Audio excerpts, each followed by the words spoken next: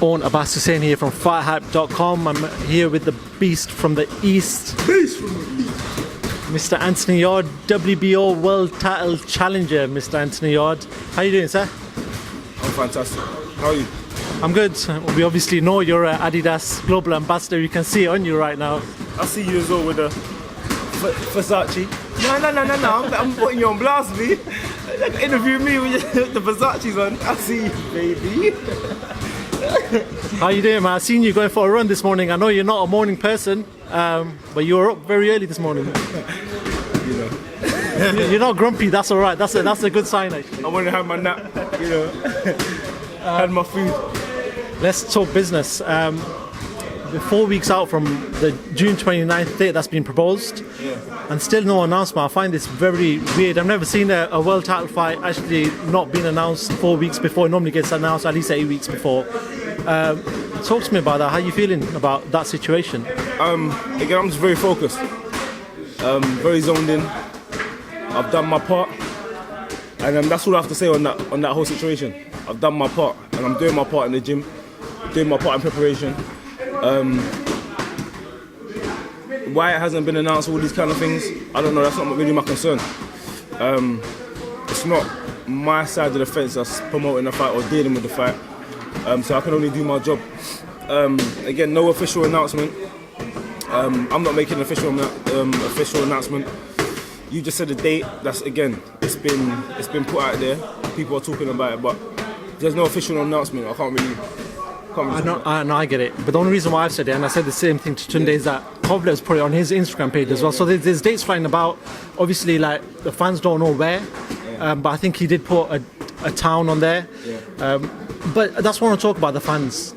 More than anyone, the fans that want to maybe come out and support you, and the ones that you don't, the ones that maybe not your family or your close friends, as in external fans, they're going to be finding it very hard with maybe 3 weeks before the fight to actually fly down. Do you get the frustration there?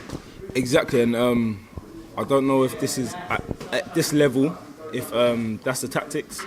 I wouldn't expect that to be the tactics, but again, I feel like where there's a bit of fear, you know, people try and pull all sorts of strings. The ball's already in their court. The location's already been put out there. It's Russia. So I feel like they're just doing all they can. But again, that's not my focus. If the fight's gonna happen, it's gonna happen. I've done my part, as I said before, and I'm preparing. So everything else is, again, it's not in my control. So I don't worry about it. Talk to me about going out to Russia then. I spoke to Tunde about this. I just interviewed him just before you came. We spoke about fighting out in Russia. Now he's obviously your manager, he's your trainer, and he has a lot of belief in you, like the rest of your team does, and he believes you're going to get the KO. Yeah. But what I was saying to him, if there's a scenario where it does go to the 12th round and, you know, it is going to go to points, do you have that fear in the back of your mind that maybe you're flying out there, that there could be, you know, some sort of judging decision that doesn't go your way? No, because it's not going to go points. Again, I never ever blow my own trumpet, but I just don't think like a lot of other people. It's not in my head. It's not in my head. That's one thing. Again, sometimes you're preparing for a fight or whatever. Certain things cross your mind, but that has not crossed my mind. A lot of people have said it to me, but again, this hasn't crossed my mind. So again, in my world, it doesn't exist. And again, that's what I try and tell people as well. A lot of people say to me, how did you get to where you got to, or how do you deal with the pressure, or how do you deal with these circumstances, etc. I just say whatever's not in my mind, or whatever I don't let live in my mind, don't exist to me. It might exist to other people, but it can't exist to me if it's not in my mind, if that makes sense. So again, if you and I'm going to give facts behind it, a guy that's living in poverty in another country, I'm not even going to say this country, another country, let's say a poverty country or poverty area, they don't worry about things that we worry about. Do you get what I'm saying? So if they're living in poverty, they worry about when they're going to get their next meal. They don't worry about council tax, because there is no council tax. Where us now, we worry about things that are in our reality, things that exist to us. And again, if something don't exist in my mind, then it don't become a reality. Are you sort of pinching yourself at this sort of stage that you're at? Because Tunde speaks about it all the time. You've had 12 amateur fights.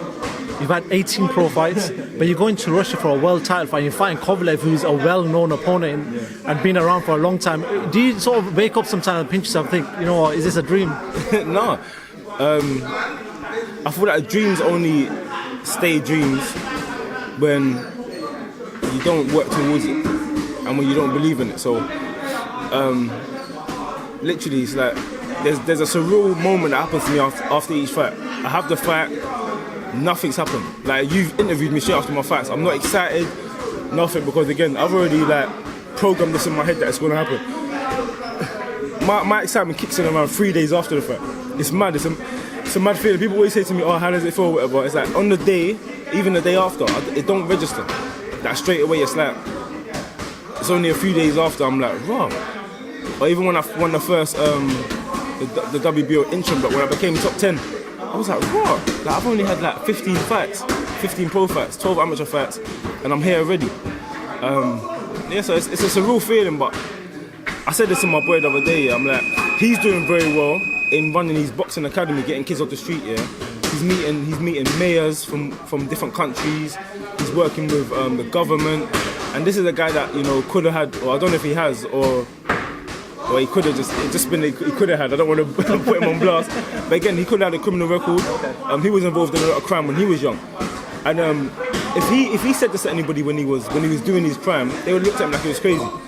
And again, what I'm doing, people did look at me like I was crazy when I said I'm going to do certain things.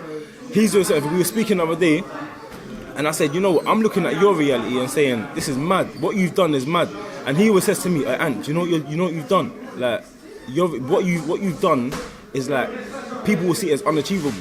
Like, from where you started, the age you started, how much amateur fights you had, it don't seem realistic. Like, what you're doing is madness. And I said, you know what it is? In my reality, yeah, it don't really get me excited right now because I'm intrigued in it. Like, I'm involved in it. I'm doing it. I'm engaged. And I said the reason why you don't get excited about your reality is because you're engaged. But I will look from the outside and look at you and be like, raw, and then you will do the same thing. So it's vice versa. I said when you're engaged in something, you don't really pay attention to what's happening. Do you get what I'm saying? You just keep working and keep trying to set yourself new goals and keep elevating. Actually, then talking about that, just swaying away from your fight just for 1 second, Eddie Hearn talks about it quite a lot when he does his press conferences. That success stories like yourself, or there's been a lot of fighters that could have gone through that criminal route or had a criminal route, and boxing got him out of it. Eddie talks about sort of boxing should be funded more to help this situation. There could be a lot more Anthony Yardes out there. There could be a lot more of the fighters that have come from a background that Dillian White talks about it, where he used to do a lot of stuff back in the day, which was which could be deemed criminal, but he's come and he's become that person that he is. Does the government need to look into this, where it does need to look at funding boxing because they can help crime levels? I think 100%. I do sometimes it's to do with circumstances. Sometimes it's to do with an individual as well. So I believe in England, when you look for something, you can find it. It's there, like it's accessible. Again, when I wanted to start boxing, no one said, "Oh, you can't walk into a boxing gym." I chose to walk into a boxing gym and say, look around, get the feel, and say, I want to do something. Speak to somebody. Okay, yeah, come and train. Obviously, in the beginning, I had no peas because I sacrificed. Again, I was working. Everyone got made redundant, so I said, you know what? I went to look for another job. I was training for boxing, and I said to myself, I was looking out the window one day. I was seeing girls in their maxi dresses. I was seeing guys walking about in the sun, enjoying themselves. And I said, you know what?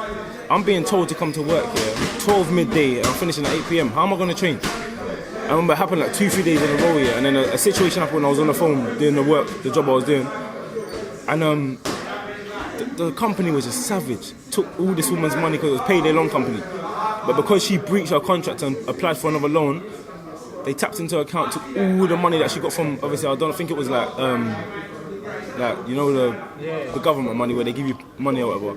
They took all of it. No remorse, no, we're not giving none of it back. You breached, we're entitled to the money, etc. Because legally they're entitled to take that money. And the woman was crying. She said, look, I've got a payment plan with you guys. It broke my heart. I was on the phone thinking, I don't even know this woman. I don't know what she looks like. I don't even know if she's lying, but her situation sounded genuine. there's something on my screen that says she's got a payment plan. So like, I don't understand why they're taking all the money. And she's crying on the phone like, hey, kids in the back, guys, she's getting kids ready for school. I'm like, this is madness. Like, I don't feel good. You know what I'm saying? And then people, like my line manager at the time was looking at me saying, yeah, this is what you need to tell her. And they're like giggling and stuff like that, thinking, well, she shouldn't apply for another loan. Like, and then they're giggling. I didn't find it funny. I'll just be honest with you. And I said, nah, man. And I was sad for the whole day. But then the next day, I just said, you know what? I said, you might think I'm crazy, but I'm just going to pursue boxing. She was like, okay, so what do you mean? I said, I'm going to pursue boxing, I'm not going to be on tomorrow. And she laughed at me. Like, when I say laugh, yeah, this professional woman held her belly laughing, thinking, boxing? Like, okay, good luck. Like, open eyes, good luck. I said, thank you. And I walked out. Literally, and I started boxing, and then now I'm here. It's a good story. Let's talk about your fight then, Kovalev. I know you went out for the first Alvarez fight that you had, and you said you fell asleep in it, so I'm not sure how much we can take from that. But have you had a chance to watch both his fights with Alvarez? I didn't, no. Again, it's no disrespect when I'm saying I fell asleep. I know you were saying you were tired. But literally was out there. I thought that the whole show, again, I'm not being disrespectful, but the whole show wasn't my cup of tea. Okay. First few rounds, it was quite boring. Again, I fell asleep. I think Kovalev got caught with a shot. Everyone started making noise, so I woke up and then I see him get knocked out. I didn't see the second fight, but I heard he fought very good in the second fight. He regained his title, and then now he's fighting AY. Do you believe you're catching him at the right time of his career, as well as your career? I don't believe in all that stuff, to be honest. People are saying, yes, the right time to catch him. Oh yeah, he's on his way out. Some people are saying, oh no, I think he's still strong. He looked good in his last performance. There's so much, you know, in boxing, one thing I realised, yeah, is there's always people that have got an opinion, and there's always people that see things in a different way. So some people are saying to me, oh man, it's too early yet, man. It's too early. But then I'll say, so when's the right time? Like in my opinion, I said in the beginning of the year, yeah, I'm ready to start fighting for world titles, man. Like this is my dream. This is what I want to do. I work hard. Let's work. You get what I'm saying? The only thing that stops people from making certain movements is either fear or tactical. I don't know, tactical arrangements. And in the beginning for us, it was never fair for me. Because when I heard that I got offered a world title shot, I got excited, so excited, because I just see it as this: you start from somewhere and you get to another point. That's success. When you're actively working towards a worthy idea, you're successful.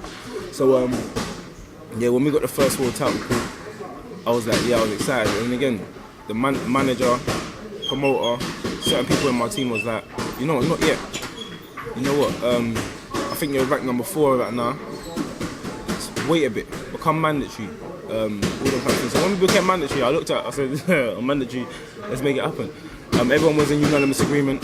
So again, it's just one of the things, you just make it happen. And winning on June the 29th, is that going to show up a lot of critics? Because there's a lot of people out there, and you've said it there, where they've said that maybe this fight's a little bit early for yourself. You're not fought the level of opposition that certain fighters have fought. Yeah. I'll name an example, someone like Callum Johnson, for example, who's actually fought Otto Bertibia, but he fought British level as well, which is what I'm alluding to. But would it show up the critics if you go on June 29th and you sort of take that WBO and become the world champion? 100%. There's no doubt in it. I'm not delusional, and 90% of people are going to be like,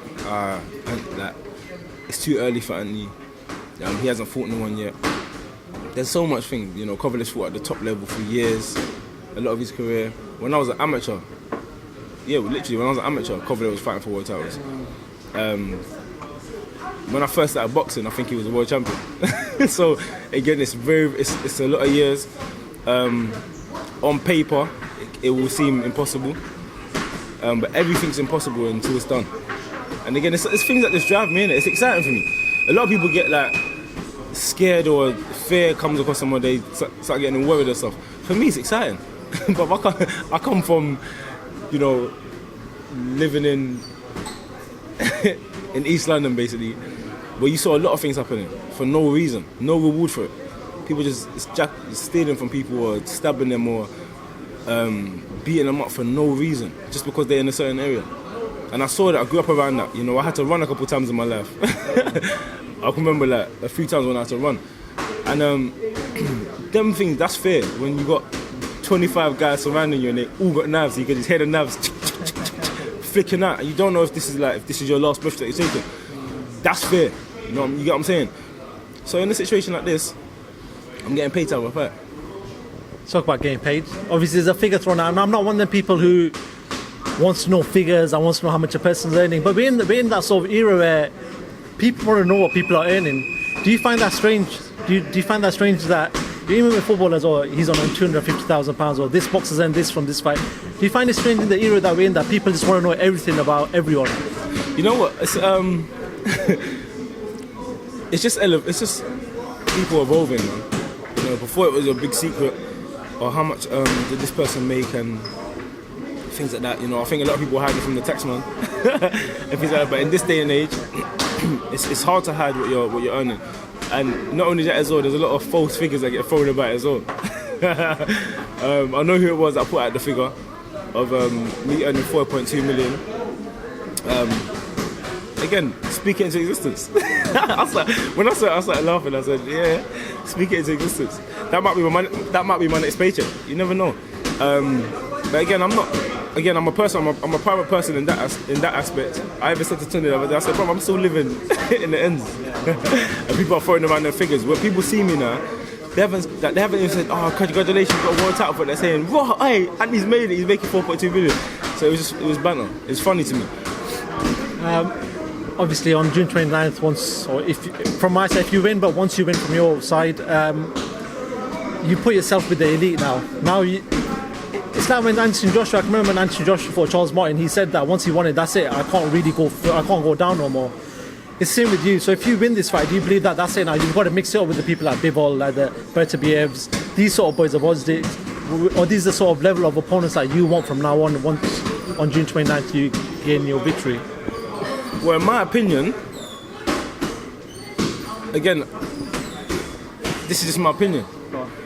Kovalev is the biggest name in well, not the biggest name, but he's the most established light heavyweight in the world. He's been in the biggest fights.